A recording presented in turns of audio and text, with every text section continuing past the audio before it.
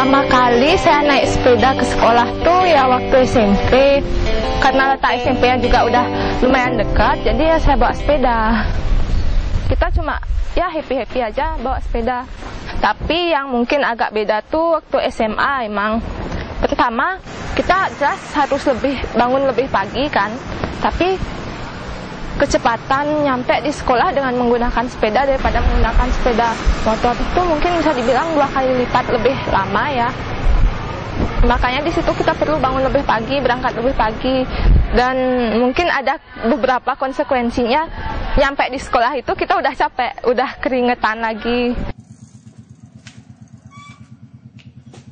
Cuma hari pertama aja sebenarnya saya agak minder gitu yang lihat teman-teman dianterin, terus mereka pada bawa motor. Apalagi waktu saya pendaftaran ulang ke sekolah itu, teman-teman yang lain tuh dianterin sama orang tuanya bawa motor sendiri, sementara saya capek-capek bawa sepeda keringetan.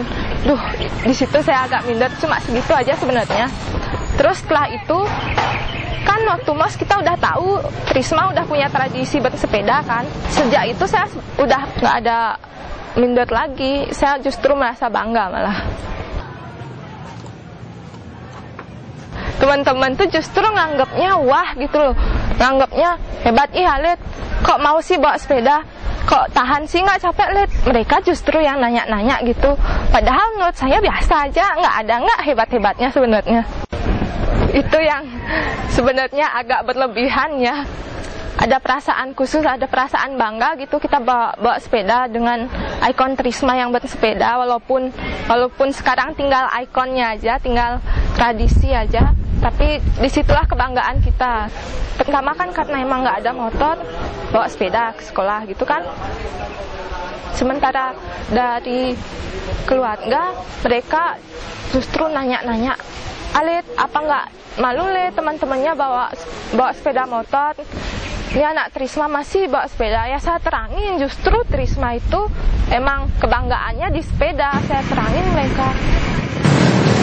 Waktu saya belum punya motor, saya kemana-mana emang bawa sepeda. Sekarang pun saya sudah punya motor, tapi saya usahain tetap kemana-mana tuh bawa sepeda sebisa mungkin, kecuali yang jarak jauh. Sementara di sekolah ya sekarang paling misalnya cuma 2 kali seminggu, yang kayak kalian ketahui cuma waktu Jumat Sabtu. Itu pun kalau pelajarannya nggak berat. Kok misalnya saya bangun kesiangan ya motor saya bawa. Larangan bawa sepeda motor, tahu banget dong. Tahu. Soalnya kakakku dulu juga sekolah di Trisma, itu udah dikasih tahu sama kata-kata dahulu. Kan itu yang buat Trisma jadi tenar. Larangan itu dicabut soalnya, sesuai zaman. Kita kan udah beralih nih ke zaman era globalisasi, ke zaman yang lebih maju. Nggak bisa diterapin lagi sih di era globalisasi ini. Cuman ya gimana ya? Zaman teknologi, jadi kan sepeda itu udah kayak dianggap udah penuh gitu loh, jadi sekarang sepeda motor yang dipakai.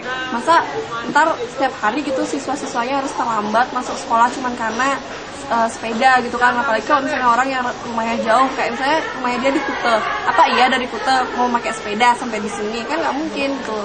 Udah diadain survei gitu, terus katanya banyak yang nggak jadi sekolah ke Trisma gara-gara masalah transportasi. Persentase paling besar itu yang menyebabkan anak yang pintar tuh nggak jadi karena alasan transportasi. Sebenarnya kalau diberlakukan kembali harus nggak bawa motor sih. Dilema juga sih sebenarnya.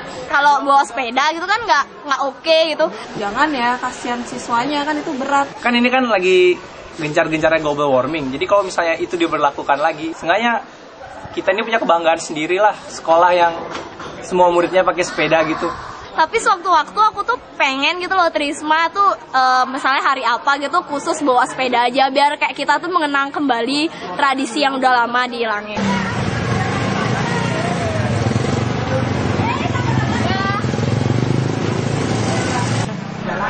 Dibuktikan dengan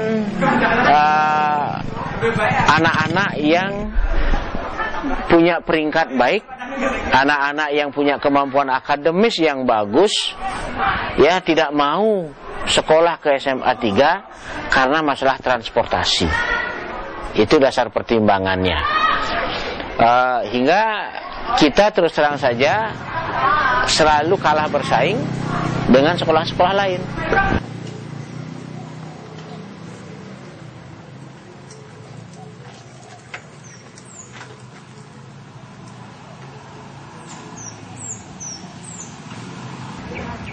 ayah tuh berusaha untuk nggak malu sama tetangga anak saya yang gayung sepeda. Kemudian dari efisiensi waktunya juga saya pulang kan enggak ada pulang jam 1:03 lewat, nanti udah lapar gayung sepeda lagi itu ya. Hati bapak yang mana sih bisa tenang melihat anaknya seperti itu. Nah itu pola pikir saya. Saya suka baca juga referensi orang-orang, pola pikir orang-orang di media itu. Untuk mengurangi sepeda motor tanpa dibangun sistem transport, public transport itu. Sungguhnya yang saya tahu di Bali itu public transportnya itu angkutan umum yang nggak jalan. Lama-kelamaan ya kita bukan cuma ikhlas ya, akhirnya mengakui juga bahwa keunggulan sepeda motor itu banyak keunggulannya dibandingkan sepeda, tapi karena punya pikiran juga nggak mau ngelepasin, karena di otak saya tuh udah tertanam juga banyak jeleknya bawa sepeda motor, polusinya, bensin, gede pipis sebelah minggu.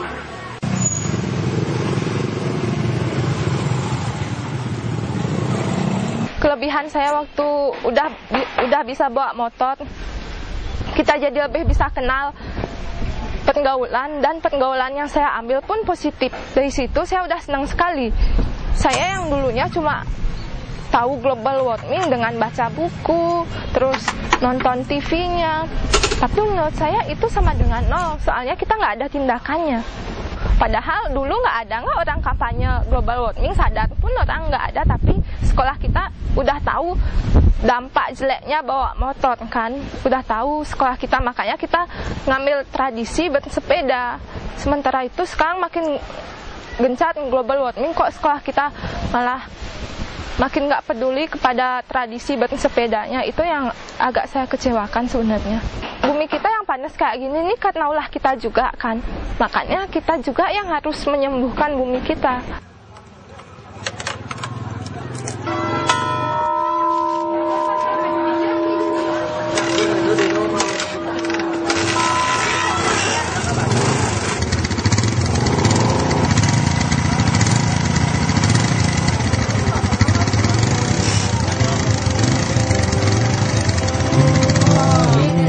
Senyuman tawa, harapkan kedamaian hati, bentuk semangat bersama, hiasi indahnya dunia.